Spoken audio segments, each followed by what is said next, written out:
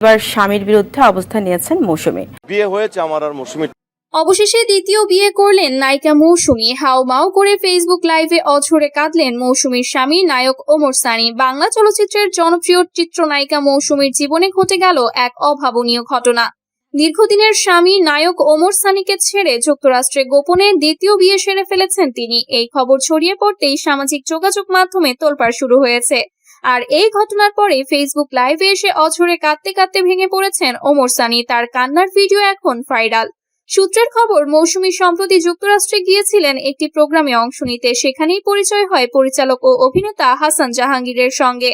দুজনের মধ্যে ঘনিষ্ঠতা বাড়তে বাড়তে শেষ পর্যন্ত বিয়ের সিদ্ধান্ত নেন। গত 18 নভেম্বর আমেরিকান ফ্যামিলি কোর্টে 2 বছরের চুক্তিভিত্তিক বিয়ে সম্পন্ন হয়েছে বলে জানা গেছে। বিয়ের পর বাসর রাতের কিছু গোপন ছবি সোশ্যাল মিডিয়ায় ফাঁস হয়েছে বলেও গুঞ্জন চলছে। এদিকে ঢাকায় থাকা ওমর সানি এই খবর পেয়ে মানসিকভাবে ভেঙে পড়েন। আজ সকালে ফেসবুক লাইভে এসে তিনি বলেন, আমি বিশ্বাস করতে পারছি না মৌসুমী আমার সঙ্গে এমন করবে। আমরা একসঙ্গে এত বছর কাটিয়েছি, সন্তানদের মানুষ করেছি, কিন্তু আজ সে অন্য কারো হয়ে গেল। বলতে বলতে কান্নায় ভেঙে পড়েন তিনি। লাইভে তার চোখের জল আর থামছিল না। হাউমাউ করে কাঁদতে কাঁদতে তিনি বলেন, আমার জীবন শেষ হয়ে গেল, আমি আর কিভাবে বাঁচবো। ওমর সানির ওই লাইভ ভিডিও দেখে অনেক ভক্ত অনুরাগীও কেঁদে ফেলেছেন। কমেন্ট বক্সে হাজার হাজার মেসেজ এসেছে। কেউ সান্ত্বনা দিচ্ছেন, কেউ মৌসুমীকে দোষারোপ করছেন। একজন লিখেছেন, ভাই আপনি শক্ত থাকুন, মৌসুমী আপনার যোগ্য ছিল না। আর একজন বলেছেন, এটা কি সত্য নাকি আবারও কোনো নাটকের প্রচার। মৌসুমীর পক্ষ থেকে এখনো কোনো আনুষ্ঠানিক বক্তব্য আসেনি। তবে তার কাছের একজন সূত্র জানিয়েছে মৌসুমী এখন আমেরিকায় সেটেল হতে চান। তিনি নতুন জীবন শুরু করতে চান। ওমর সানির সঙ্গে তার সম্পর্ক অনেকদিন ধরেই ভালো ছিল না। এদিকে হাসান জাহাঙ্গীরও এই খবর নিয়ে মুখ খোলেনি, কিন্তু সোশ্যাল মিডিয়ায় ছড়িয়ে পড়া ছবিতে দেখা যাচ্ছে দুজন একসঙ্গে হাসি মুখে ছবি তুলছেন। অনেকে বলছেন এটা 2 বছরের চুক্তিভিত্তিক বিয়ে, হয়তো কোনো প্রজেক্ট বা ভিসার জন্য। কিন্তু ওমর সানির কান্না দেখে মনে হচ্ছে তার কাছে এটা মোটেই চুক্তি নয়, এটা তার জীবনের সবচেয়ে বড় আঘাত। ঢালিউডের এই ঘটনা নিয়ে এখন সবাই আলোচনা করছেন। কেউ বলছেন মৌসুমী স্বাধীনতা চেয়েছেন, কেউ বলছেন ওমর সানিকে অবহেলা করা হয়েছে। তবে যাই হোক, এই খবরে বাংলা সিনেমার অন্যতম জনপ্রিয় জুটির সংসার ভেঙে যাওয়ার শঙ্কা তৈরি হয়েছে। ঢালিউডের এই ঘটনা শুধু একটি তারকা দম্পতির সংসার ভাঙার গল্প নয়, বরং বাংলা চলচ্চিত্রের সোনালী যুগের একটি প্রতীকী অধ্যায়ের সমাপ্তির ইঙ্গিত। মৌসুমী ও ওমর সানি, যাদের প্রেম, বিয়ে এবং সন্তানদের নিয়ে লাখো দর্শকদের স্বপ্ন জড়িয়েছিল, তাদের এই বিচ্ছেদের খবরে ভক্তদের মনে শোকের ছায়া পড়েছে। একদিকে মৌসুমীর নতুন জীবনের স্বাধীনতা, অন্যদিকে ওমর সানির অঝোর কান্না। দুটোই মানুষের জটিল আবেগের প্রতিফলন। এই ঘটনা আমাদের মনে করিয়ে দেয় যে পর্দার বাইরেও তারকারা সাধারণ মানুষ।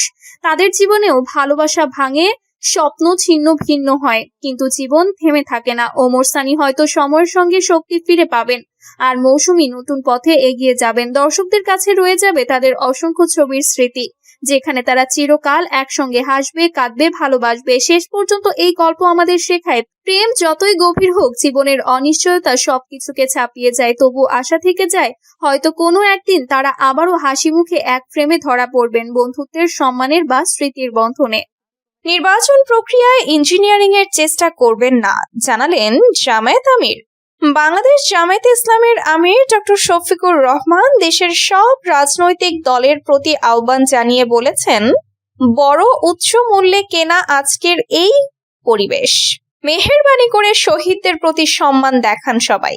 আগামী নির্বাচনে কেউ সন্ত্রাস করবেন না, নির্বাচন প্রক্রিয়ায় কেউ ইঞ্জিনিয়ারিং এর চেষ্টা করবেন না। শুক্রবার বিকালে দিনাজপুরের ঐতিহাসিক গোড়ে শহীদ ময়দানে 10 দলীয় জোট আয়োজিত এক নির্বাচনী জনসভায় প্রধান অতিথির বক্তব্যে তিনি এসব কথা বলেন। প্রশাসনের প্রতি আহ্বান জানিয়ে তিনি বলেন, দেশের আগামী দিনের ভবিষ্যৎ বিবেচনা করে মেহেরবানি করে আপনাদের দায়িত্ব নিরপেক্ষভাবে পালন করুন। আপনারা কারো পক্ষ নেবেন না, তাহলে আপনারা দেশবাসীর দোয়া পাবেন। আমাদের দেশটা সঠিক পথ খুঁজে পাবে। দেশকে চাঁদাবাজদের হাত থেকে উদ্ধার করার ঘোষণা দিয়ে শফিকুর রহমান বলেন, জামায়াত সরকার গঠন করলে দেশ চাঁদাবাজ মুক্ত করা হবে। চাঁদা আমরা নেই না, কাউকে চাঁদা নিতেও দেব না, আমরা দুর্নীতি করবই না। এই সোনার বাংলাদেশে আর কাউকে দুর্নীতি করতে দেওয়া হবে না। তিনি বলেন, মা বোনেরা নিজেদের প্রয়োজনের তাগিদে সমাজের উন্নয়নের ভূমিকা রাখেন, কিন্তু সমাজে তাদের জন্য নিরাপদ সম্মানের জায়গা নেই। তারা ঘরেও নিরাপদ না। চলাচলেও নিরাপদ না এবং কর্মক্ষেত্রেও নিরাপদ না। মায়েরা আমাদের সম্মানের জাতি।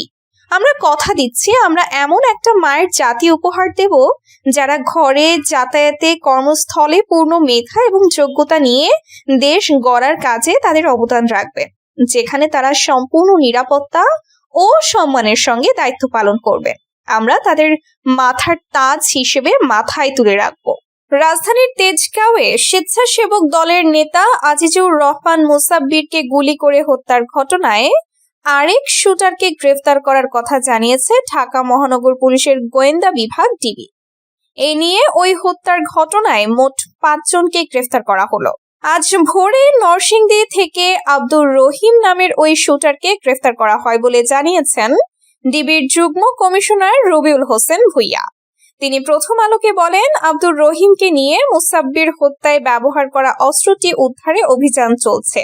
এর আগে 11 জানুয়ারি ডিবি শুটার জিন্নাত ও পরিকল্পনাকারী বিল্লাল সহ 4 জনকে গ্রেফতার করে।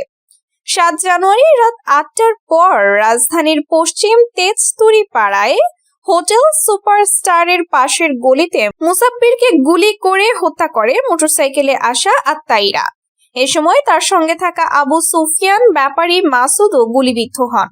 মুসাব্বির একসময় ঢাকা মহানগর উত্তর স্বেচ্ছাসেবক দলের সদস্য সচিব এবং কেন্দ্রীয় সংসদের যুগ্ম সম্পাদকও ছিলেন, আর মাসুদ তেজগাঁও থানার ভ্যান শ্রমিক ইউনিয়নের সাধারণ সম্পাদক। এ ঘটনায় মুসাব্বিরের স্ত্রী সুরাইয়া বেগম অজ্ঞাতনামাদের আসামি করে তেজগাঁও থানায় হত্যা মামলা করেন। জেলে এনসিপির প্রার্থী বাবা ভোট চাইলেন ধানের শীষে। লক্ষ্মীপুর 1 আসনে ব্যতিক্রমী এক রাজনৈতিক চিত্র দেখা গেছে। জাতীয় নাগরিক পার্টির শাপলাকলি প্রতীকে যেখানে ছেলে প্রার্থী হয়ে ভোটের মাঠে লড়ছেন, সেখানে বাবা প্রকাশ্যে বিএনপির প্রার্থীর জন্য ভোট চাইছেন। ওই আসনে 10 দলীয় জোটের প্রার্থী মাহবুব আলম। তিনি সাবেক তথ্য উপদেষ্টা মাহফুজ আলমের ভাই। আসন্ন নির্বাচনে তিনি রামগঞ্জ আসনে 10 দলীয় নির্বাচনে ঐক্যের প্রার্থী হয়েছেন। তার বাবার নাম আজিজুর রহমান। তিনি ওই আসনের বিএনপির প্রার্থী শাহাদাত হোসেন সেলিমের পক্ষে পথসভা করে তার পক্ষে ভোট চাচ্ছেন। মাহবুব আলমের বাড়ি উপজেলার ইছাপুর ইউনিয়নের নারায়ণপুর এলাকায় মোল্লাবাড়িতে। তার বাবা আজিজুর রহমান ইছাপুর ইউনিয়ন বিএনপির সাধারণ সম্পাদক।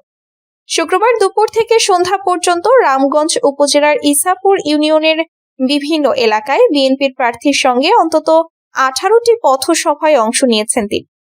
এসবে তিনি ধানের শীষ প্রতীকে ভোট চেয়েছেন। বিএনপির পক্ষে ভোট চাওয়ার কথা স্বীকার করে আজিজুর রহমান সাংবাদিকদের বলেন, পরিবার আমার ব্যক্তিগত বিষয়, আর রাজনীতি আমার আদর্শ ও অবস্থানের জায়গা।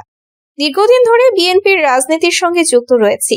ব্যক্তিগত সম্পর্কের কারণে রাজনৈতিক অবস্থান পরিবর্তন করার কোনো সুযোগ নেই। এ কারণেই নির্বাচনে বিএনপির প্রার্থীর পক্ষে মাঠে নেমে ভোট চাইছি।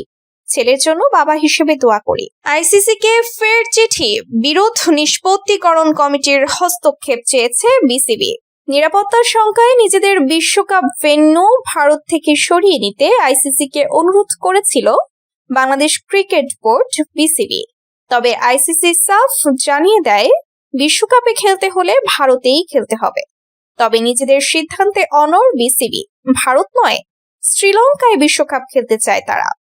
বাংলাদেশ ইস্যুতে এখনো আনুষ্ঠানিকভাবে কোনো ঘোষণা দেয়নি আইসিসি। তবে এরই মাঝে ভেন্যু পরিবর্তন চেয়ে আইসিসির কাছে আরেকটি চিঠি পাঠিয়েছে বিসিবি। এবার আইসিসির স্বাধীন বিরোধ নিষ্পত্তিকরণ কমিটির হস্তক্ষেপ চেয়েছে বাংলাদেশ ক্রিকেট বোর্ড। ভারতীয় সংবাদ মাধ্যম টাইমস অফ ইন্ডিয়ার এক প্রতিবেদনে বলা হয়েছে, বিসিবি আশাবাদী যে আইসিসি তাদের চিঠির উত্তর দেবে এবং ভেন্যু পরিবর্তনের দাবিটি বিরোধ নিষ্পত্তি কমিটির কাছে পাঠাবে। বিরোধ নিষ্পত্তি কমিটি স্বাধীন আইনজীবীদের নিয়ে গঠিত। আইসিসি বিরোধ নিষ্পত্তি কমিটি একটি স্বাধীন সালিশ সংস্থা যা আন্তর্জাতিক ক্রিকেটের সঙ্গে সম্পর্কিত বিরোধ নিষ্পত্তি করে। এটি ইংরেজি আইন অনুযায়ী পরিচালিত হয় এবং এর কার্যক্রম লন্ডনে অনুষ্ঠিত হয়। সমস্ত অভ্যন্তরীণ প্রতিকার শেষ হয়ে গেলে এটি আইসিসি সদস্য বোর্ড, খেলোয়াড়, কর্মকর্তা ও সংশ্লিষ্ট পক্ষগুলোর সঙ্গে সম্পর্কিত মামলার শুনানি করতে পারে। আইসিসি প্রথমবার ভেন্যু পরিবর্তনের দাবি নাকচ করে দেওয়ার পর বিসিবি এখন বিষয়টি আইসিসির স্বাধীন বিরোধ নিষ্পত্তি কমিটির কাছে পাঠানোর অনুরোধ করেছে। গত বুধবার আইসিসির সভা শেষে বাংলাদেশকে ভারতে বিশ্বকাপ না খেলার সিদ্ধান্ত থেকে সরে আসতে 24 ঘন্টা সময় বেঁধে দেয়। এরপর বৃহস্পতিবার ক্রিকেটারদের সঙ্গে বৈঠক করে যুব ও ক্রীড়া উপদেষ্টা আসিফ নজরুল। বৈঠক শেষে নিজেদের সিদ্ধান্তে অনড় থাকার কথা জানান তিনি।